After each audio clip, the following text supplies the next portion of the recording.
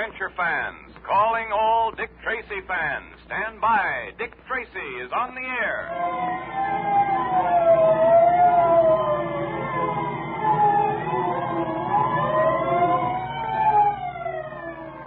The makers of Quaker Puffed Wheat and Quaker Puffed Rice, those two delicious, nourishing cereals that are shot from guns, now bring you another thrilling Dick Tracy detective adventure.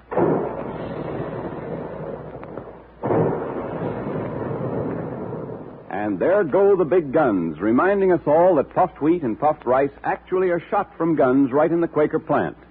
Nourishing grains of sun-ripened wheat and rice are loaded into the guns, and then they're exploded to 8 times their normal size. That's what makes puffed wheat and puffed rice so especially easy to digest, so that you get their trigger-fast food energy much more quickly and easily. And that's important if you want to think fast and act fast like Dick Tracy does. And if you're a loyal Dick Tracy fan and friend, check up on the pantry at least twice a week to make sure there's always some puffed wheat or puffed rice there. Look to see at the end of today's program, and if there isn't one of those famous red and blue packages in the pantry now, ask Mother to order some from the grocer's. She's sure to be glad when you remind her of something so specially good for breakfast. And then you and Mother and Dad can join the thousands of happy families who enjoy Quaker Puffed Wheat or Quaker Puffed Rice every day. And be sure you have your pencil and paper ready for today's secret messages. Get them now. When Dick Tracy closed the case involving the Baron and the sub-stratosphere airplane plans, he paid a visit to Scotland Yard, and here the great detective found a new mystery.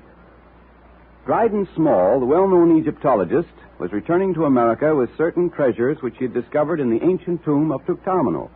Small had reason to believe that someone was trying to kill him, and Tracy was asked to protect him on the voyage to America. Sitting in Small's cabin the first night out, Dick and Pat were startled to see a strange face peering in at their window.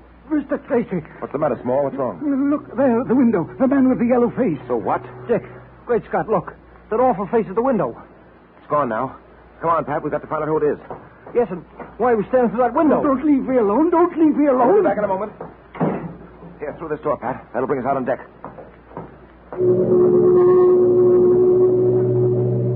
I don't see anyone. No, neither do I. We'd probably waste our time if we tried to find out who it was now. Got too much of a head start, and it's too dark to recognize anyone. Come on, we might as well get back to the cabin. There are a few questions I want to ask Dryden Small. You know, Dick, there's something about that tomb digger-rubber that I don't like. Well, we're here to protect him, not to make a friend of him, Pat. What I want to know is why he was so secretive. He hasn't told us the whole story by any means, Pat. What's your theory, Dick? What do you think he's trying to conceal? Well, I'm not sure. But I think perhaps he stole something from Tutanimal's tomb, something which might be considered very sacred. And those who consider it so are trying to get it back. That's only a wild guess. Well, it doesn't sound so wild to me. Well, Mr. Small, we couldn't find a trace of your friend with the yellow face. Mr. Tracy, I must say I'm surprised. You promised me protection, and then you run off and leave me alone. Why, I might have been murdered. Oh, nonsense. We were nearby. Nothing could have happened to you. I wish you wouldn't treat this so lightly. You may not realize it, Mr. Tracy, but I'm in very serious danger. I don't treat any of my obligations lightly, Mr. Small. I tell you, the people who are after me are very clever. Not only that, but they have at their command all the forces of evil and black magic. Oh, so it's black magic now, is it? Yes, black magic and worse, perhaps. A curse has been set on me. I know it. I feel it. I'll never escape from it. Never. Small, precisely what are you taking back to the States with you? Oh, not a great deal. Some ancient pots and utensils used by the pharaohs, a fragment of the Great Seal, and also the mummy of Tutankhamun's second son. The mummy is stored in the hull of the ship, isn't it? Yes, yes. And what else are you bringing back with you? Nothing but those things I told you about. Are you sure of that? You don't believe me, do you? To put it bluntly and briefly, no. You think I'm holding back something from you, eh? Well, I'm not. I'm not, do you hear? I've told you everything. Everything. I don't know why they want to get me any more than you do. But I know they're after me, and you've got to help me. I'm not so sure of that. I'm not so sure that I'm not going to rid myself completely of all responsibility in this case. What? What do you mean? I'll take the trouble to explain for the last time. When you go to a detective and ask his protection, you've got to tell that detective just what you're afraid of and what he's got to protect you against. Now, Mr. Small, don't withhold any information from me, because in this case, too, it may mean the difference between life and death. I've told you everything. I swear it. Who is the man in the yellow face? I don't know. I don't know any more about him than you do. From the way you spoke of him, you've seen him before. The man with the yellow face, you said. Do you know him, Small? Have you seen him before? Yes, I have. You were right all the time, Dick. He was holding something back. Where did you see him before? Several times in Cairo and once in London. I don't understand it. I'm not sure I know how to explain it. But it seems I saw him every time I received one of those scarabs. Those scarabs which mean death and destruction for those who receive them. The only time I saw him in London was at the theater. The usher handed me a program as I came in. And when I opened it, there, folded in between its leaves, was one of the scarabs. At that very moment, I happened to look up at the boxes. And looking down at me was the man with the yellow face. What else do you know of the man with the yellow face? Well, that's all.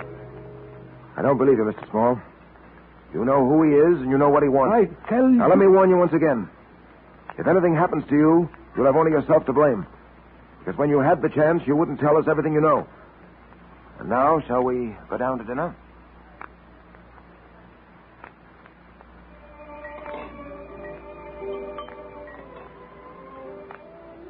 Coffee, sir? Oh, yes, please. By the way, Small, do you still carry that pearl-handled pistol? Yes, and I shall never part with it. If you ask me, it's much too dainty to be any good. I'm afraid it isn't very much to depend on. This pearl-handled revolver has been with me a long time, Mr. Tracy. I intend to hold on to it. Hello. The lights have gone out. Dynamo must have failed or something. Certainly pitch black in here. Tracy! Tracy! In the name of heaven! Small, where are you? He's struggling with someone. Help, Tracy! Help! If I can get my hands on whoever it is that... Ah, got him. Give me a hand here, Pat. It's so dark, can't see a thing. I've got hold of someone. Well- Can't see who it is. There go the lights. They're on again. Small. Why, I was holding you all the Well, time. who do you think you were holding? Well, all I could do in the dark was to reach out and grab. My throat, it hurts. Someone tried to choke me. Yes, there are marks in your throat, all right. Grabbing hold of me did one thing anyway. It scared him off. Yes, Small. This time he was scared off. I wonder if I'll always get to you in time. I can't protect you from something that's nameless, you know. Something you won't tell us about. I've told you everything. Now, look here, Small. Tonight, you had an example of what might happen. And apparently you're still unconvinced that telling me everything you know is the only sensible thing to do. Now, for the last time, will you talk up? Well, how about it? I've told you the whole truth. Very well. I've done my duty. I've warned you.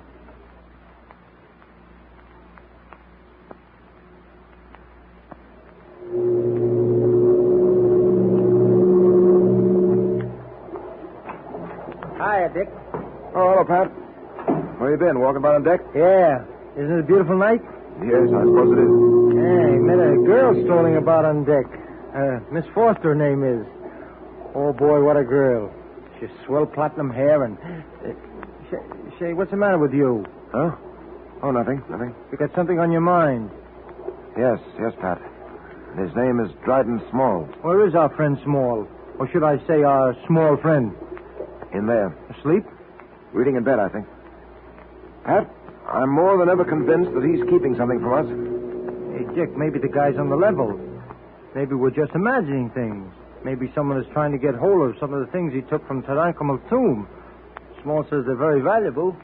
They're valuable, all right. And that's one part of his story, I believe. But whatever the man with the yellow face is after, there's more than just a few trinkets taken from Tutanimal's tomb. Well, I wouldn't spend too much time worrying about it. Our job is to see that Dryden Small reaches America safely. Once he puts foot on American soil, our job is done. No, Pat. I'm afraid it isn't as simple as all that. Oh, why do you say that, Dick? I've been telling Dryden Small that unless he tells me everything, I'm going to give up all responsibility for his safety. Of course, I'm not going to do that. Either while he's on this boat or after he lands. But if he doesn't cooperate, why should you bother with him? I've got to stay with Dryden Small until I'm sure that he's out of harm's way. We've had to protect uncooperative people before. You know, Dick, there's something about this whole business that gives me the creeps. Oh, it's not as bad as all that, Pat. When we were chasing Max Gold or the Baron, we had something we could get our hands on. But what have we got here? Nothing but a face seen at the window. A figure that strikes in the dark. Yeah, Dick, I don't like it. Well, I'm not exactly delighted myself, Pat. But we policemen have to learn one thing. Not to turn away when there's an unpleasant job to do. Doing the things we like to do is simple. Doing the things we don't like to do that proves whether or not we're men, capable of holding down a man-sized job. I guess you're right as usual. And I'm glad you jacked me up. Oh, look, Dick.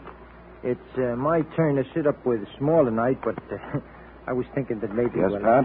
Well, you know, the girl I met on deck, Miss Foster, I said I'd meet her in the ballroom for a few dances at 10:30, and, well, I sort of wondered if... All right, Pat. Go ahead. How will you get back? Thanks, Dick. I won't be very late. Tracy. Yeah? What is it, Small? Come into my bedroom one moment. There's something I want to show you. What's the matter with you, man? Come. He sure looks funny to me, Dick. All right, come along, Pat. In here. Look. The wall above my bed. Holy mackerel, Dick. Look. Someone's writing a message on the wall. Look, it's being written right before our eyes. You see it, too? I thought I was going crazy. It's an invisible hand writing something on the wall. I can't escape it, and you can't help me. This thing is too big for us. It's too powerful. Oh, the saints preserve us. No, take it easy, you two. Let's see what the invisible hand is writing. There, it's evidently finished. Yes. Look what it is written. Your hour is at hand. Your end is near. The Black Pearl of Osiris must shine again. Yes. And look, there on the floor. It's another scarab, Tracy. Another scarab.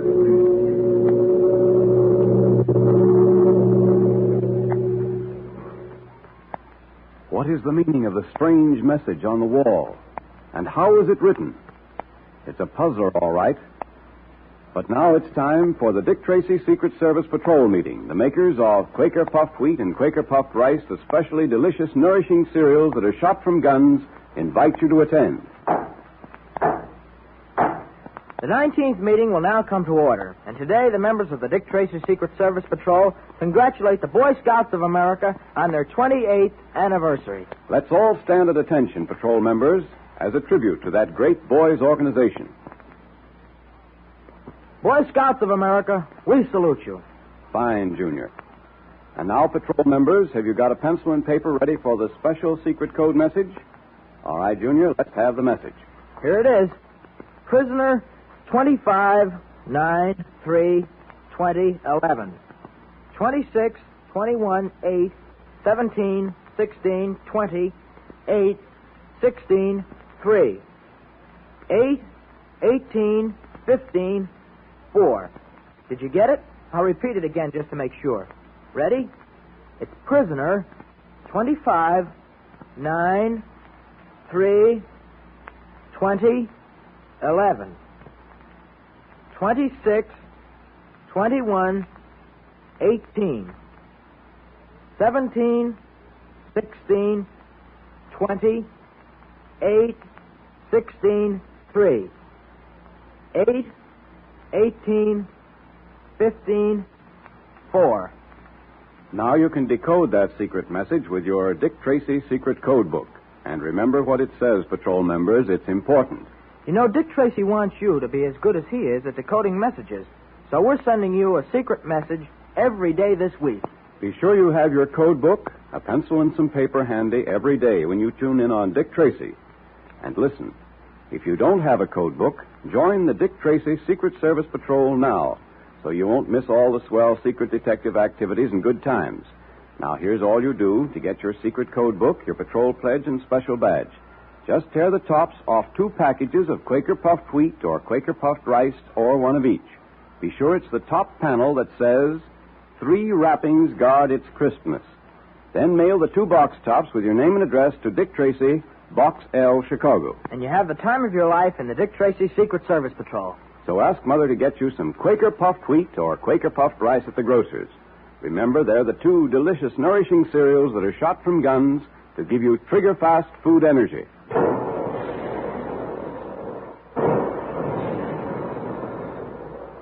Calling all adventure fans, calling all Dick Tracy fans. Stand by for another exciting Dick Tracy adventure tomorrow at this same time. That is all.